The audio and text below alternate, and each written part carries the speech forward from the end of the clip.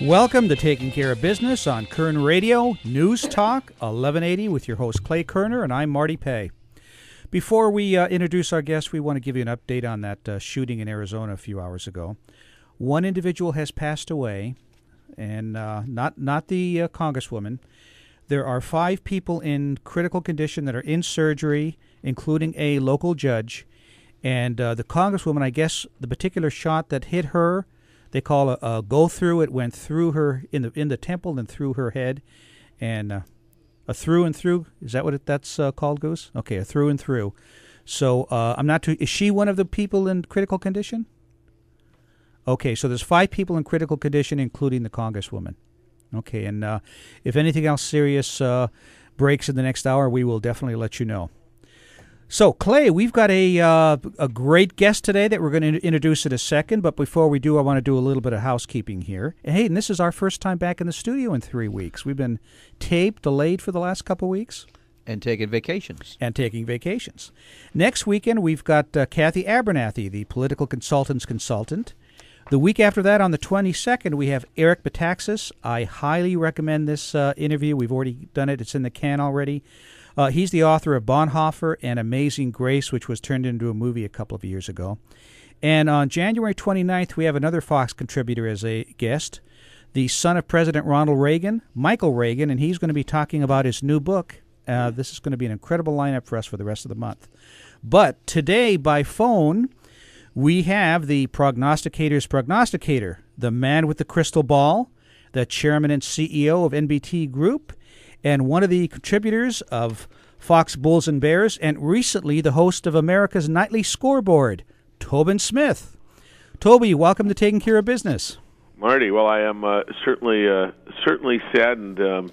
Gabrielle, if you've ever met the representative, this is the nicest, most congenial person you would ever meet, and to have something like this happen to her is not only a tragedy, but it's just I hope that this person was just a lunatic and not trying to make a message at the same time, because that's just not how our country works. Yeah, it is frightening.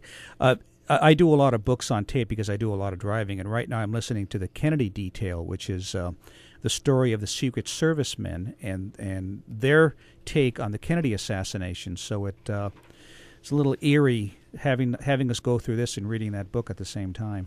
No question. Yeah.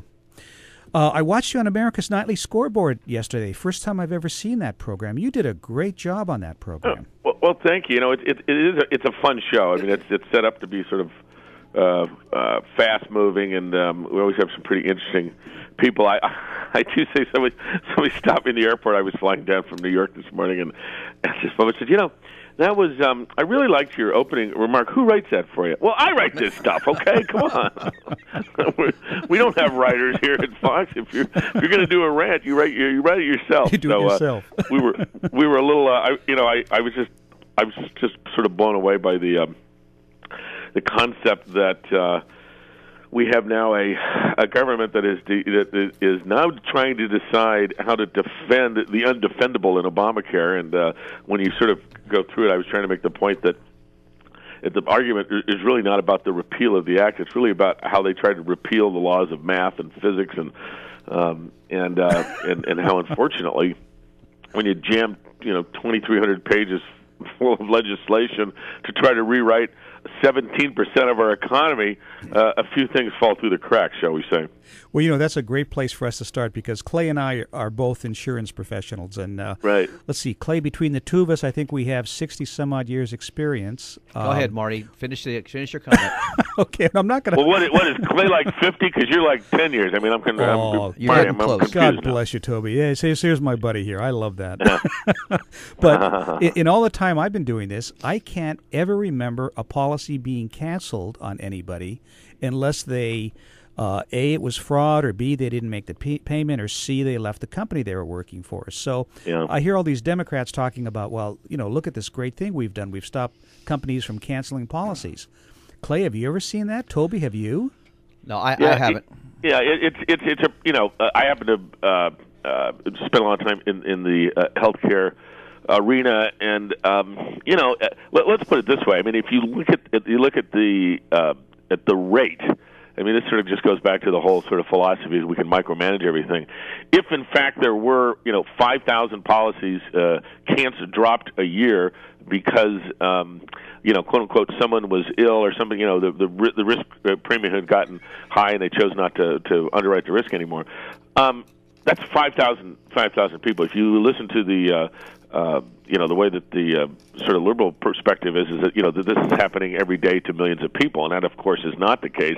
But even beyond that, if you were just a logical, normal human being and you were going to try to, fix for those 5,000 people, would you rewrite the entire health care plan? Would you change the entire system, for a relatively minute number? Of course you wouldn't. And that's just sort of their perspective. They obviously made a decision that because they had the votes that they could, get this thing through, and so they did sort of damn the torpedoes. And unfortunately, so much of the assumptions that are baked in are just patently false, beginning with one of the main assumptions was that that the way, one of those ways we all pay for this is that our economy was going to be growing 4% a year in 2011 through 2018. Right. And even in the boom years of the 90s, we never made it past 3.2% GDP growth. So if you start there with that failed and flawed assumption, and then go through the other assumptions baked in, like that Congress was actually going to be able to make a $500 billion Medicare reimbursement cut. They never have. They haven't done for 13 years in a row. The quote-unquote doc fix was not going to get plugged again, which, again, for 13 years in a row, they've missed. I mean, you go on and through every major assumption, and the logic is flawed. The numbers are completely misrepresenting the facts, and this idea that somehow you can add, people to people with a pre-existing condition into a pool, and that's not going to, that's going to be economically viable. They assume that 390,000 people by this time would already be in the pools. We now have 8,900 people in these high-risk pools, for example, and it just on and on. So, I remember back in the late 80s, Dan Rostenkowski passed a plan that was not this sweeping, but it was certainly it was a broadening of and changing of the rules. That plan got completely reversed. It actually, the law itself was canceled and essentially not unpassed, if you will. And I would not be surprised at all to see this plan, as people find out more, how flawed it is, to see this thing repealed as well. Mm-hmm. Tobin, this is Clay. I gave a talk about a week ago to the Chamber of Commerce on the next 5 years, and my topic was on health care. And you remember a gentleman by the name of John Wayne? Sure. Well, John Wayne said... Well, I certainly do, Pilgrim. Very good. Well, John Wayne said, life's tough. It's even tougher if you're stupid. And I followed that up with a quote by Pelosi, and it was, we have to pass the bill so that we can find out what's in it. Right. Yeah, by the way, she had 4.5 million jobs would be created by this, and 400,000 jobs immediately. Well, there's 118 separate bureaucracies in 118 agencies, bureaucracies created by the bunch. So I can tell you this: there's about 45,000 jobs created just in filling out the bureaucracies. And by the way, my favorite part of the whole thing was, oh yeah, by the way, it's $118 billion to implement it, but we didn't include that cost in the bill. That's a separate bill. Right. Isn't that great? So yeah. that's how it was revenue neutral. They just passed it a separate bill. So I mean, it's I call it the audacity of scope. Right. Let's pick it up there in a minute. We've got Tobin Smith on Taking Care of Business on Kern Radio Newstalk 1180.